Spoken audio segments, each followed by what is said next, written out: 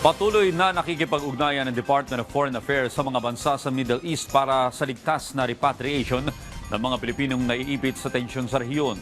Ayon kay Foreign Affairs Secretary Maria Teresa Lazaro, nakikipag-ugnayan na ngayon ang kagawaran sa Turkey para makalabas sa mga Pilipinong nasa Iran na nais magpa-repatriate. Sa ngayon ay aabot na sa 30 ang bilang ng mga Pilipinong nakabalik na ng bansa mula sa Iran.